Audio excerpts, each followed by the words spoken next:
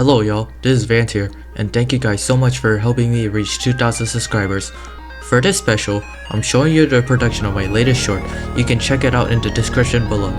Since the video is 50 times sped up, I'll try to explain verbally so that you guys don't have to focus too much on the recording itself. Anyways, before I decide on what music I should use, I set up my initial scene first to determine which song fits the best based on the animation I've had. You can see that I'm animating Builderman constructing a sentry which can be used to slow down the killer and act as a bait. The animation tool I'm using is Moon Animator if you guys are wondering. I'm using this plugin called Phobos Rotation which allows you to rotate any part based on the cursor, which is really helpful for setting up poses. I'm not gonna talk for the entire video, so I'll let you guys understand how I animate this. I'll probably speak up when there's something interesting that shows up later in the video.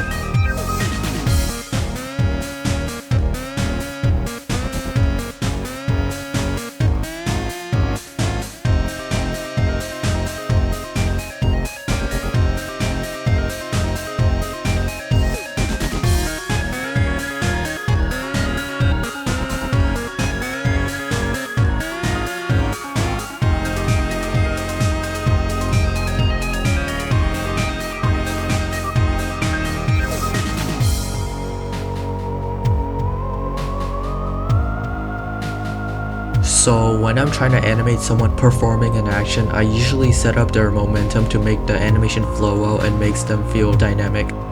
After I found the perfect music, I extend the initial scene to make sure it syncs with the background music by reusing some keyframes or slowing each part down.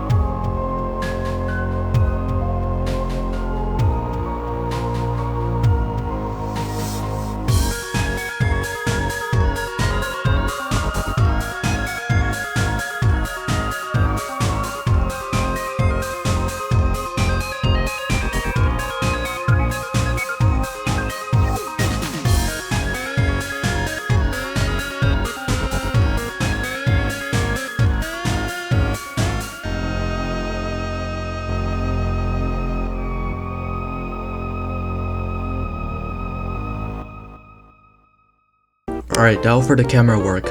I set a 1x1x1 block as the camera part. I could use the built-in camera, but the camera part displays better choreography rather than the built-in camera.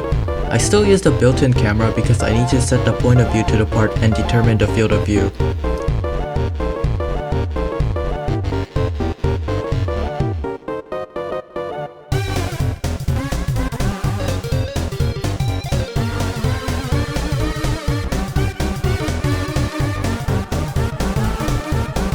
Now for the effects.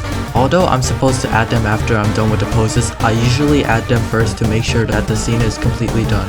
If you're wondering how I set up the effects, I set the easing style to none so that they cannot glide through the whole scenery. Then, at a specific frame, I bring the effect to where it's supposed to be, and then after some frames, I move it away. You can use the G key to send the effect where it was originally.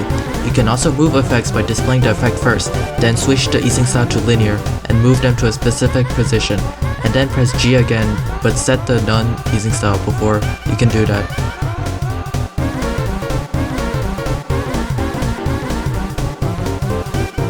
By the way, I'm adding smear frames, although you can't really see it in this animation. I'm just showing how it can work out if you guys are wondering. Instead of continuously positioning the smear like how I did, which was painstaking, you guys should weld the smear to the targeted part first and have fun with it. Just make sure you set its transparency to hide or show the smear.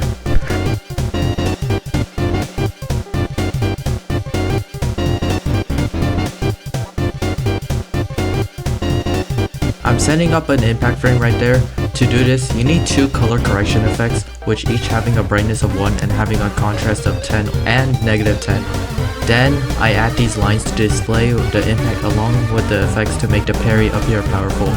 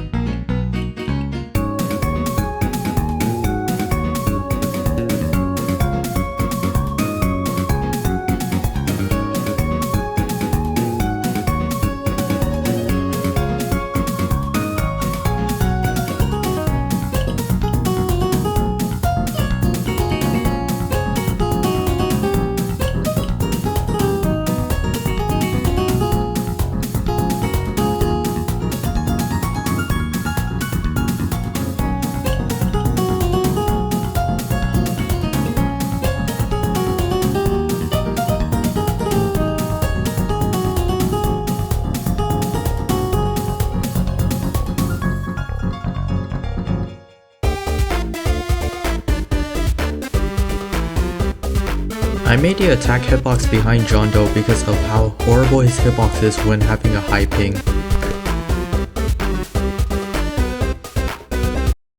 Alright, that's the end of the video. Thanks for watching.